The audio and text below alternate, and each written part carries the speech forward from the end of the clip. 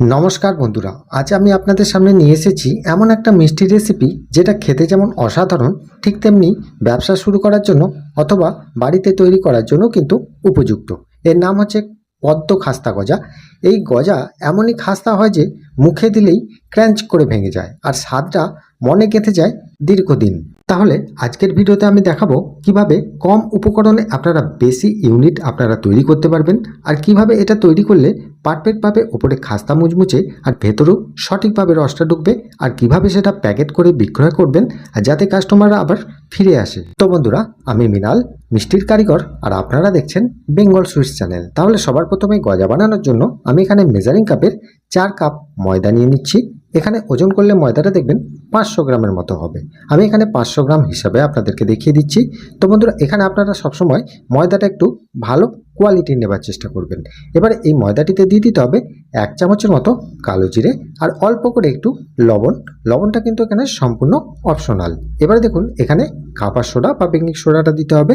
এখানে আমি দিয়ে দিচ্ছি 1 চা চামচের হাফ চা চামচ। এখানে আমি মেপে দেখিয়ে দিলাম। এই সমস্ত উপকরণগুলো দিয়ে একবার এই ময়দাটিকে ভালো করে মেখে নিতে হবে। আর মেখে নেওয়ার পর মধ্যখানে একটু গ্যাপ করে নিয়ে এতে দিয়ে দিতে হবে ময়ন। ময়নের জন্য আমি এখানে ডালদা ঘি ব্যবহার করেছি। এখানে 4 কাপ ময়দার জন্য হাফ কাপ ময়ন লাগে। সাধারণত এখানে 1 কেজি ময়দার জন্য 200 গ্রাম ময়ন লাগে।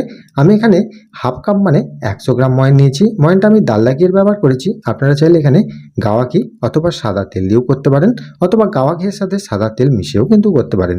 এইভাবে ভালো করে ময়নটা দিয়ে একবার ভালো করে মেখে নিতে হবে। আর মেখে নেওয়ার পর হাতে নিয়ে যখন দেখবেন এরকমভাবে খুব সুন্দর ডেলা হয়ে যাচ্ছে আর ডেলাটা ইজিলি ভেঙে যাচ্ছে, তখন জানবেন ময়নটা পারফেক্টভাবে দেওয়া হয়েছে। এবারে এতে জল দিয়ে দিতে হবে ঈষদুষ্ণ গরম জল। আমি এখানে 1 কাপ মানে 250 ml এর মতো জল নিয়েছি। জলটাকে আমি অল্প অল্প করে দেব আর খুব সুন্দরভাবে ডোটাকে মেখে নেব। কখনোই আপনারা প্রথমে খুব বেশি পরিমাণ জল দিয়ে দেবেন না, তাহলে এই ময়দাটা সঠিকভাবে মাখতে আপনাদের অসুবিধা হবে। সেজন্য অল্প অল্প করে জল দিয়ে এইভাবে মেখে নেবেন। এখানে সাধারণত আমার 250 ml জল লাগলো। তো এখানে দেখুন, যেহেতু আমি ডালদা ঘি ব্যবহার করেছি সেজন্য জলের পরিমাণটা একটু বেশি পরিমাণ লাগতে পারে। এখানে কনসিস্টেন্সিটা বুঝে আপনারা মাখবেন। সাধারণত এটাকে একটু মোটাও নয় আবার পাতলাও নয়, মানে মিডিয়ামভাবে কিন্তু মেখে নিতে হবে। তো এখানে যদি আপনারা সাদা তেল দিয়ে মাখেন সেক্ষেত্রে আপনারা দেখবেন 1 কাপ জলের মধ্যেই কিন্তু এটা মাখা হয়ে যাবে। যেহেতু আমি ডালদা ঘি ব্যবহার করেছি সেজন্য জলটা একটু বেশি পরিমাণ লাগে, কারণ ডালদা ঘিটা একটু খুব জল টানে। এটাকে খুব ভালো করে মেখে নেওয়ার পর হাতে করে আমি দেখিয়ে দিচ্ছি কতটা সুন্দর এখানে মিডিয়ামভাবে মেখে নিয়েছি। খুব বেশি শক্তও নয় আবার খুব বেশি নরমও নয়, এইরকমভাবে মেখে নিতে হবে। আর মেখে নিয়ে এটাকে ঢাকা দিয়ে রেখে দিতে হবে 5 থেকে 10 মিনিটের জন্য রেস্টে। 5 থেকে 10 মিনিটের জন্য রেস্টে রেখে দিলেই দেখবেন এই ময়দাটা আগের থেকে অনেকটাই নরমভাবে এসে গেছে। এবারে ময়দাটা যতক্ষণ রেস্ট হচ্ছে ততক্ষণে আমি এখানে চিনির রসটা আপনাদেরকে তৈরি করে দেখিয়ে দিই। এখানে আমি 2 কাপ চিনি ব্যবহার করেছি, তবে সেক্ষেত্রে আপনারা যদি বাড়িতে তৈরি করেন 1 কাপ চিনি দিয়েও করলেও কিন্তু হয়ে যাবে। একটু বেশি পরিমাণ চিনি আমি আপনাদেরকে দেখিয়ে দিচ্ছি। এবারে দেখুন, 2 কাপ চিনির জন্য এখানে 1 কাপ কিন্তু জল লাগবে, মানে যতটা পরিমাণ চিনি তার হাফ পরিমাণে জলটা ব্যবহার করতে হবে। এবারে চিনি আর জলটাকে মিশিয়ে খুব ভালোভাবে একটা রস তৈরি করে নিতে হবে। আর রসটা খুব যেন পাতলা না হয়, আবার খুব যেন একতারে শিরাও না হয়ে যায়। মিডিয়ামভাবে রাখতে হবে যেন একটা চ্যাটচ্যাটে শিরা তৈরি হয়, কারণ এটা ঠান্ডা হলে অনেকটা মোটা হয়ে যাবে। এবারে রসটাকে তৈরি করে রেখে দেওয়ার পর আমি এখানে যে ময়দার ডোটা রেস্টে রেখেছিলাম সেটা আমি নিয়ে নিচ্ছি। আর আগের থেকে দেখুন, হাত দিলেই বুঝতে পারছেন আগের থেকে কিন্তু অনেকটা সফট বা নরম হয়ে গেছে। এইরকম অবস্থায় আমি এটাকে পাটার মধ্যে নিয়ে নিচ্ছি। আর পাটার মধ্যে নিয়ে এটাকে 2 থেকে 3 মিনিট একটু ভালো করে মেখে নিতে হবে, কারণ হাতে করে আমরা যেহেতু এটাকে ডিজাইন করব সেজন্য একটু নরম ভাব করে মেখে নিতে হবে। যদি প্রয়োজন হয় হাতে একটু অল্প করে জল দিয়ে এটাকে মেখে নেবেন, কারণ এটা সফট না হলে কিন্তু এই ডিজাইনটা তৈরি করতে পারবেন না। এটাকে পারফেক্টভাবে মেখে নেওয়ার পর এটাকে 4টে ভাগে বিভক্ত করে একটা ভাগ আমি কিন্তু লিচিগুলো তৈরি করে নেব। এবারে লিচিগুলো তৈরি করার সময় আপনাদের মাথায় রাখতে হবে, যদি আপনারা প্রফেশনাল ব্যবসার জন্য করেন তাহলে আপনাদের 1 কেজি ময়দাতে 65 পিস থেকে 60 পিসের মতো দাঁড় করাতে হবে। যদি আপনারা বাড়িতে করেন সেক্ষেত্রে আপনারা ছোট বড় করে নিতে পারেন। তবে এখানে দেখুন, 500 গ্রাম ময়দার জন্য আমি এখানে 32 পিসের মতো কিন্তু তৈরি করে নেব। সব লেচিগুলো তৈরি করে নেওয়ার পর এখান থেকে আমি সব লেচিগুলোকে একটা বাটির মধ্যে রেখে ওপর থেকে কিছু ঢাকা দিয়ে রেখে দেবো। আর যতগুলো আমি ডিজাইন করব প্রথমে 2 থেকে 4টে আমি এখানে নিয়ে নিয়েছি। এবারে দেখুন, এর থেকে যে ডিজাইনগুলো এগুলোই কিন্তু মেন, এগুলো দেখে নিন একবার ভালো করে। প্রথমে একটা লেচি নিয়ে খুব ভালো করে আমি হাতে করে একটু প্রেস করে দিলাম। এখানে বেলার কোনো দরকার নেই, হাতে করে একটু প্রেস করে চ্যাপটা করে দেওয়ার পর এরকম দুটো আঙুলের সাহায্যে এটাকে খিমচিয়ে খিমচিয়ে দেখুন এইভাবে কিন্তু একটা পদ্ম ফুলের পাপড়ির মতো ডিজাইন বার করে নিতে হবে। আর ওপরের বুড়ো আঙুলটা দিয়ে হালকাভাবে প্রেস করে রাখবেন, তাহলে এটা ইজিলি সুন্দরভাবে তৈরি হয়ে যাবে। আর এইভাবে তৈরি করে নেওয়ার পর এটাকে একটু হালকা প্রেস করে দিলেই এটা কিন্তু একদম পারফেক্ট রেডি।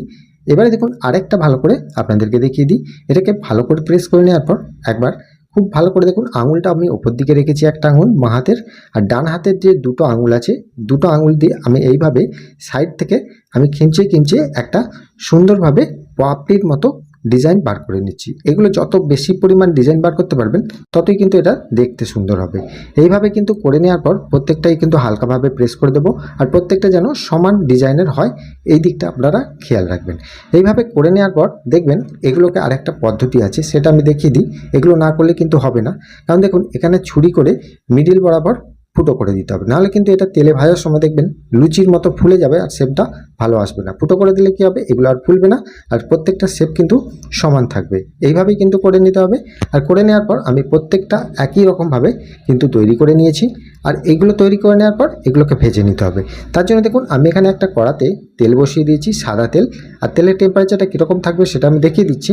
একটা ছেড়ে দেওয়ার পর যখন দেখবেন তেলের উপর থেকে একটা হালকা পিলপিল করে উঠছে, আর গ্যাসের টেম্পারেচারটাকে একটু লোভাবে রাখবেন। আর এই রকম তেলের টেম্পারেচারেই কিন্তু এগুলোকে ছেড়ে দিতে হবে। এর থেকে বেশি হাই টেম্পারেচারের তেলে ছাড়বেন না, তাহলে কিন্তু এটা খুব তাড়াতাড়ি ওপর থেকে কালার এসে যাওয়ার জন্য ভেতরটা কিন্তু ময়দার কাঁচা অংশটা রয়ে যেতে পারে, এজন্য ভাজাটা খুব একটা ভালো আসবে না।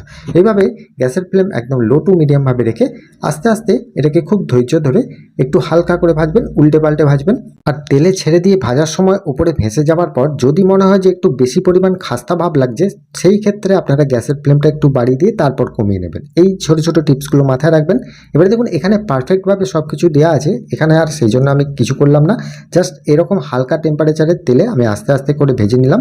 আর ভেজে এরকম কালার যখন এসে যাবে হালকা লাল, তখন আমি তুলে নিচ্ছি। আর তোলার সময় এই মুহূর্তটায় একটু গ্যাসের ফ্লেমটিকে বাড়িয়ে দিয়ে তুলবেন, নাহলে কি হবে ওই ময়দার ভেতরে অতিরিক্ত তেলটা, লো টেম্পারেচারের তেলটা কিন্তু ঢুকে যেতে পারে, সেক্ষেত্রে জিনিসটার ভেতরে বেশি পরিমাণ তেল রয়ে যাবে। সেজন্য আপনারা মাথায় রাখবেন যখন এটাকে ছেঁকে তুলবেন সেই মুহূর্তটায় একটু গ্যাসের ফ্লেম বাড়িয়ে দিয়ে তারপর তুলে নেবেন। নিয়ে এটাকে আমি সম্পূর্ণ এই গজাগুলোকে ঠান্ডা করে নেব।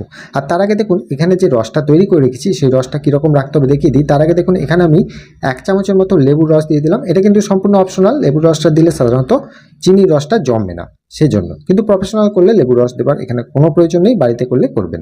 এবার দেখুন এখানে এই গজাগুলোকে সম্পূর্ণ ঠান্ডা করে নিয়েছি। এবার রসের টেম্পারেচারটা দেখুন আঙুল ডুবিয়ে রাখতে পারছি এই রকম টেম্পারেচারে, মানে এখানে হাত ছোঁয়া গরম অবস্থায় রসটাকে রাখতে হবে, খুব বেশি গরম বা ঠান্ডা করে ফেললে হবে না। এবার দেখুন এই রকম রসেতে আমি কিন্তু এখানে যতটা পরিমাণ রস আছে সেই অনুযায়ী এখানে আমি ভাজা গজাগুলোকে, ঠান্ডা ভাজা গজাগুলোকে আস্তে আস্তে দিয়ে দিলাম।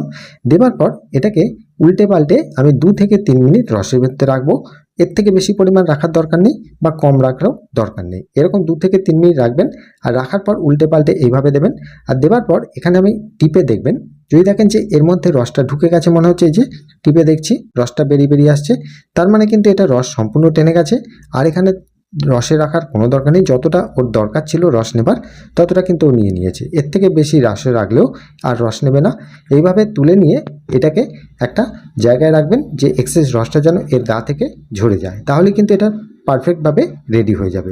এটাকে প্রথম অবস্থায় এখন যদি আপনারা খান একটু নরম ভাব লাগবে, এটা যখন দেখবেন একটু সম্পূর্ণ ঠান্ডা হয়ে গেছে তখন দেখবেন যে এর কোয়ালিটিটা খুব খাস্তা হয়ে যাবে, কারণ গরম অবস্থায় যে কোনো জিনিস একটু দেখবেন নরম ভাব লাগে।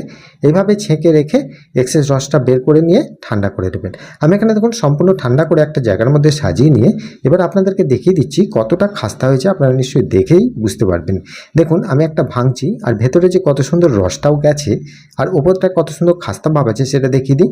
পারফেক্টভাবে ভেতরে যে রসটা ঢুকেছে সেটা টিপলেই বোঝা যাচ্ছে, নিশ্চয়ই আপনারা দেখেই বুঝতে পারছেন। এই রকমভাবে কিন্তু করতে হবে।